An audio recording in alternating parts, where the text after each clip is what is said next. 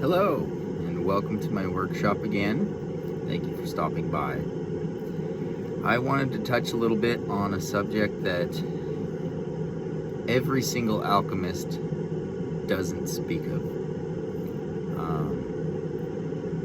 What they call the first arcanum of the work is actually the second, because none of them actually talk about the first. Fulcanelli, he talks about it the most, but he only gives one real clue that gives it away. And so this substance is the very first substance of the work, and none of them mention it at all, any of them, because without it nothing can happen. Like, it's literally the very, very first key. And its most common title is the goddess Isis. And if you go to other places, then you'll find Athena. And basically, it's a substance that has three forms. You could say different stages of development. And it starts out with the male substance, the seed of Ra. And the reason why it's likened unto the sun is because the substance itself is yellow when it comes out of the mine. And this substance is known by alchemists as a substance that's immortal, and it's mercurial. That means that this substance can't be destroyed. If you put it in a fire, it'll evaporate without leaving a residue. And this seed of Ra, the essence of the sun on earth, is sulfur. And sulfur has all the qualities of mercury. It leaves no residue when evaporated. It can be distilled and condensed. It can't be destroyed. It's an eternal substance. It just simply moves from one form to another without dying in any process. It can withstand all heats and all colds. And this seed of Ra is joined to the female essence of the earth. And the female essence of the earth is water. And every time water is attached to something, it gives it a female quality. And so this first union of male and female, the very, very first union, is between sulfur and water. And you need the element of air.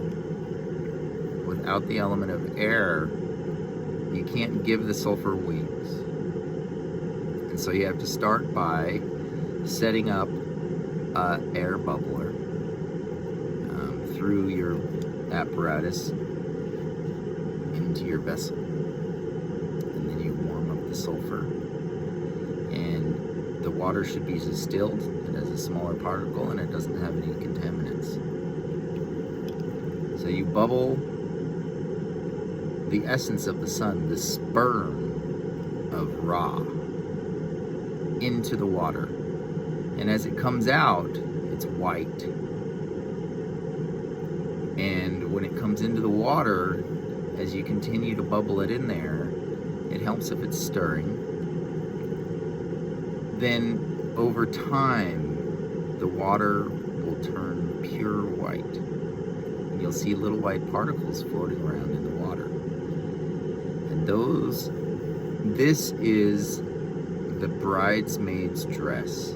When it turns white, it's become the maiden. Now this substance has three forms: the mother, the maiden, and the crone. it's first born, it's known as the Maiden. And in your vessel, you have water and SO2.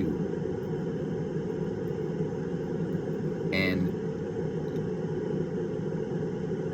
you have to bind them together. And so in the allegory of the mother and the maiden, the mother gives a part of herself to her daughter so that her daughter may move forward into her new life empowered. And so once the solution has turned pure white and the bride, the maiden is wearing the gown, the wedding dress, this white symbol of the wedding dress, the bridesmaid, the bride herself, it's white because of this process right here.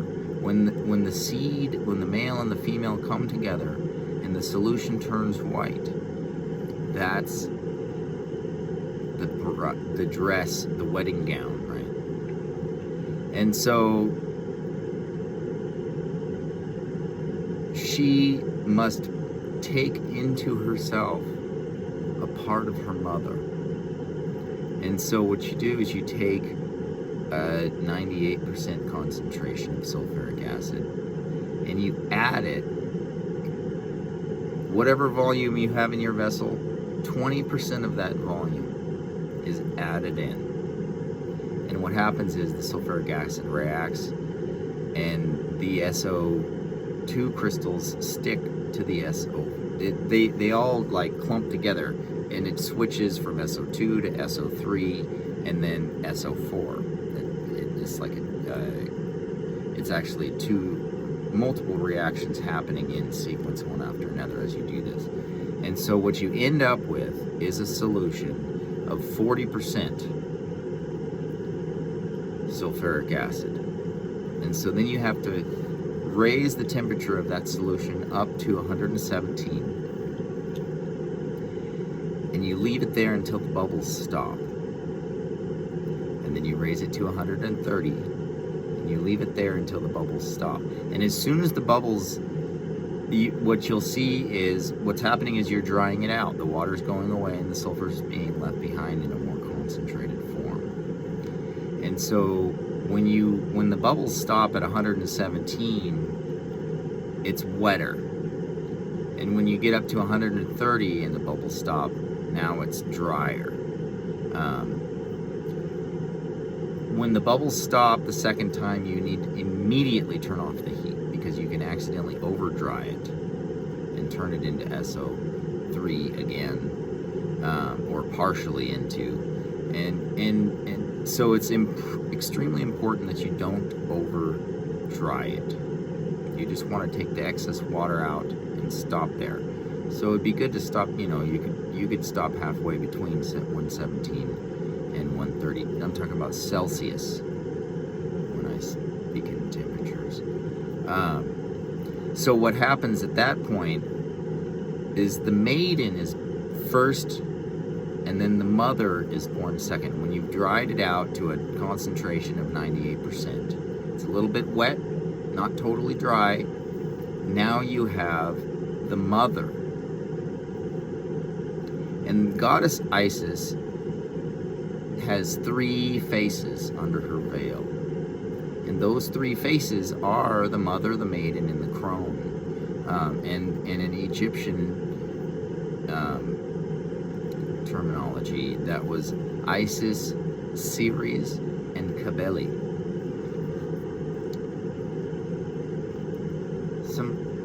So you start with the maiden. After the union of male and female, the union of water and fire, the dry and the wet, then the maiden is born. And the maiden is converted into the mother by the endowment of a part of the mother.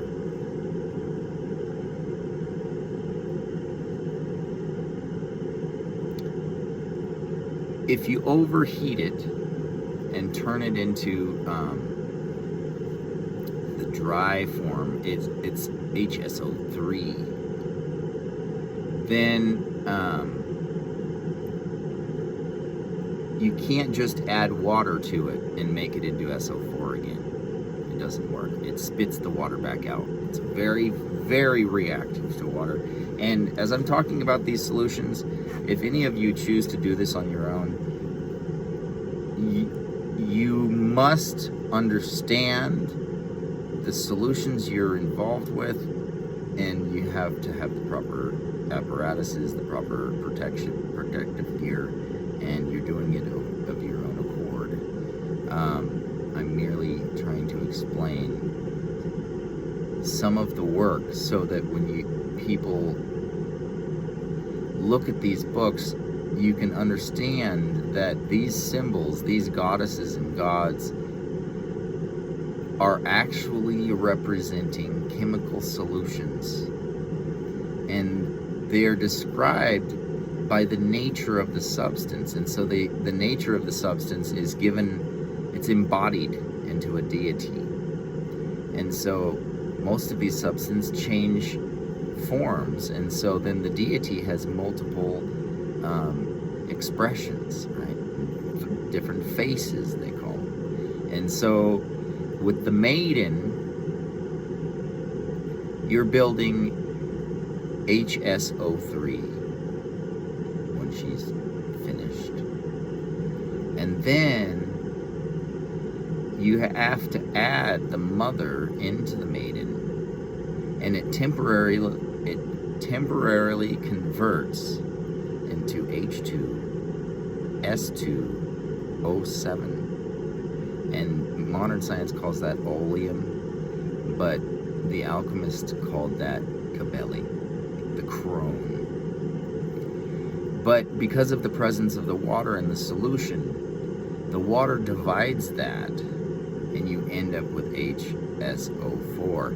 And so when the mother and the Maiden combine, briefly, the Crone is present in the solution, but because of the presence of the water, the regenerative life of nature, then you finish with the mother, but she contains in herself the Maiden and the Crone. And so what you end up with is 3 different chemical compositions of one solution built from 2 substances.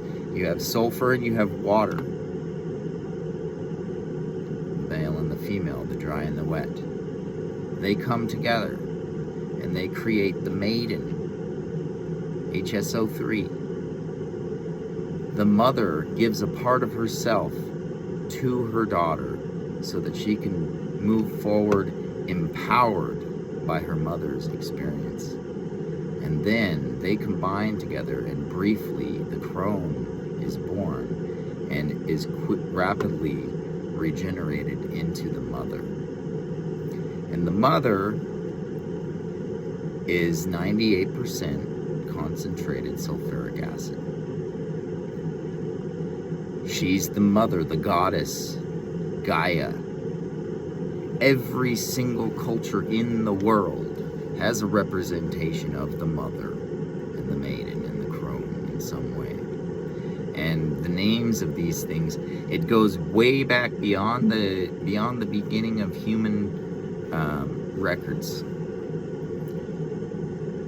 This substance, modern science believes that sulfuric acid was discovered in the relatively recent past, and they don't realize that the allegory of the mother across the world, in every culture, every part of the world, is the esoteric representation of sulfuric acid in its 3 forms.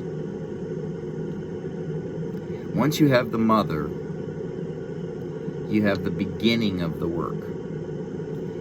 Every single ingredient used in the work is born from the mother or some dilution of her. And that's where you get these other forms, such as the ram. We spoke of the ram in my last video. And the ram is not as powerful as the bull or the ox. But the ram is the first, like a ram doesn't have the power of a bull, but it has its own power in its own right. And so the ram is the beginning of in the hieroglyph of the union of the maiden and the ram. You have this powerful solution, but it's not the most powerful form of it. And so the ram is the weakest version of the mother. And then you have the bull, and then you have Isis. Sometimes it's called the ox. And an ox always has a round ring inside of its nose, symbolizing the solar aspect, the solar seed that is contained within the substance. And this particular solution is literally just avoided by all of the alchemists, because once you have sulfuric acid and you understand that that's the mother, then that gives you a direction to go in. Because one of the biggest misconceptions that the people who look over this work unknowingly will make is when philosophers talk about salt, they automatically assume that you're talking about a chloride. And it's just not the case. There is one chloride included in the work, but the majority of the time it's not called salt. Like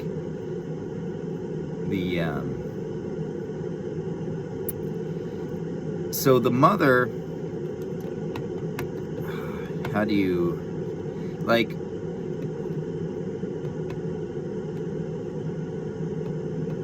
the man and the ram is a really good example. You have the aspect of the man, the male element, iron.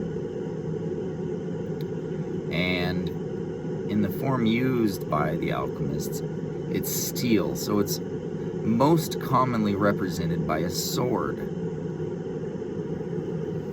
And the sword, the iron, in its own form is useless for the work. It's got leprosy, they call it, because it falls apart. But when you take the sword and you combine it with the ram, what you end up with is what is most commonly known as Excalibur, because you've taken the sword and you've put it into a stone. In the old days, they didn't have steel wool available on the shelf of the hardware store, and so if you wanted good steel, the most likely place to find that would be in a decently made sword or knife. And so the other good source was a horseshoe. And so the whole concept of a lucky horseshoe, the lucky horseshoe of the Irish, comes from this steel, because if you saw that steel on the side of the road, you picked it up because you could use it to make the sword and the stone. And in Irish folklore, that first union of man and ram is the shamrock of the Irish. It's one of the leaves of the shamrock. Because that substance is 3 parts. And so the union of man and ram is just the male aspect. Every part of the work has a union of male and female. And so with the union of the man and the ram, you get the male aspect. And there will also be a female aspect identical to that, made in the same way. and with the same qualities except a feminine version. And she has a spiritual aspect to her that he doesn't. And she is most commonly represented by a woman with red hair and a white gown. And the name of the substance when it was finished was the salamander, salamoniac. And that's another misconception, is when these philosophers say salt, it's not a chloride. Like if you look up salamoniac on any guide to understanding alchemical symbols, they'll show you the symbol of salamoniac, and they'll say that it's ammonium chloride, but it's not. Everything has to be born out of the mother. If it's not born out of the mother, it's not a part of the work. And so salamoniac could not possibly be a chloride because it's born from the mother. And so the first substance, together with the allegory of the man and the ram, which I went over in my last video, will literally put you on the right track. And it's not an easy road. And it's like climbing a mountain. You look ahead of you and you see the top of the mountain, and you hike and you hike, and you're getting closer and closer, and you make it, and you realize it's a plateau at the base of another even steeper hike. And that's how they design it. If you have the first arcanum, which none of them explain to you, the closest you get is Fulcanelli. He says that the aspect of Isis is understood by her outline, and she's always wearing, she later became known as the Mother Mary, and that drape, the shroud that she wears, it drapes across her whole body and gives her a triangular form, and then the line between her legs and under her feet ends up being a triangle with a cross underneath of it. And that's the best clue given by anybody, is Fulcanelli. He spends a very long time focused on the goddess Isis and trying to give you the revelation without telling you. And what it comes down to is you need the mother and the maiden and the crone before you end up with the final product. Modern science knows this method as what they call the contact method of making sulfuric acid. And it's older than they could possibly imagine. The Egyptians were clearly depicting this process under the guise of goddess Isis, Ceres, and Cybele for thousands of years BC. I mean, they're like literally, and modern science believes that sulfuric acid was discovered in this recent past, basically. So this video and the previous one, for those of you who actually have a desire to get into the lab and do some physical alchemy, if you learn the process of making the mother, and you learn the process of the man and the ram, the actions that you take, the methods that you use, are mimicking the process itself. You're already learning the process of alchemy by doing these things. And to understand any of the other ingredients, you have to first understand that they're all born from the mother. Everything that has physical form in every universe is born from the mother. And she is the source of all things that have life in this world.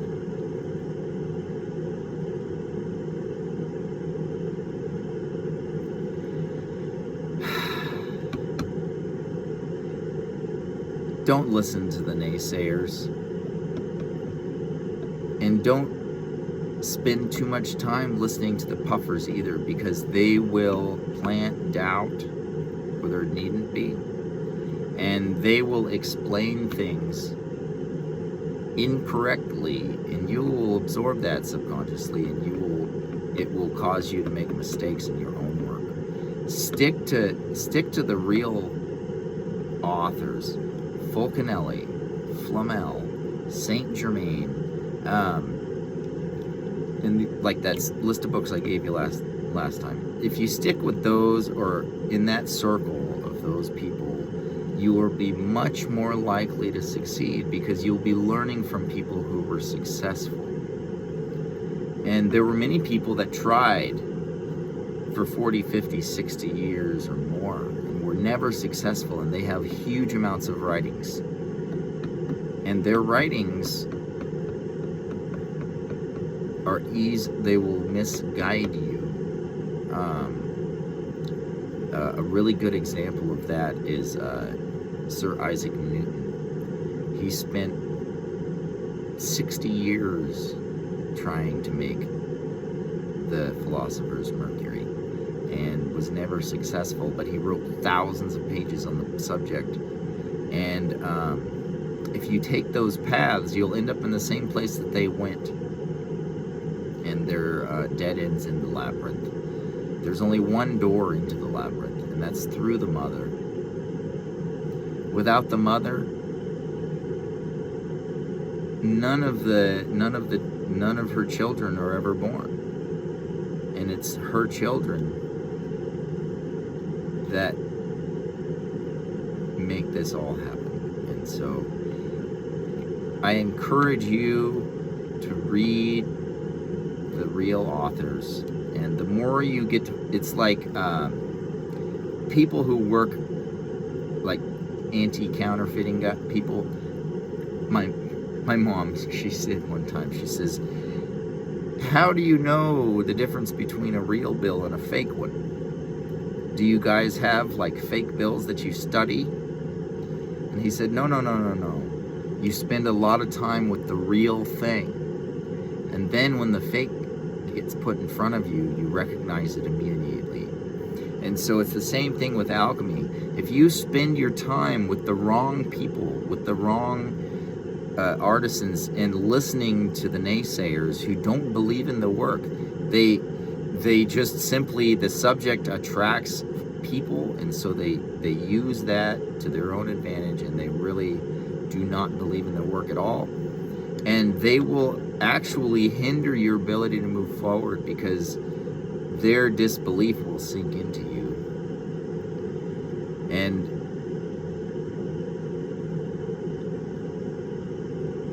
this work can only be accomplished through divine inspiration. If you don't have a relationship, or are seeking a relationship with the one who created everything, then that's another factor that it will have a huge effect on the work. Because in this work, you're a farmer. You put the seed in the ground, and you water it, and you pray that the all will cause germination in the seed and new life.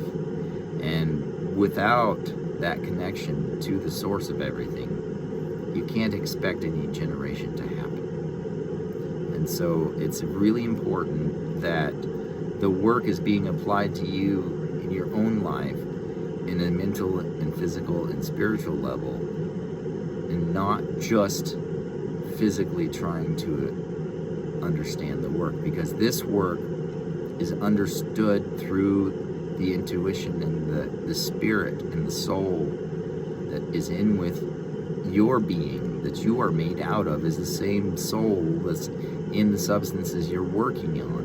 And so it will resonate inside of you when you're on the right track.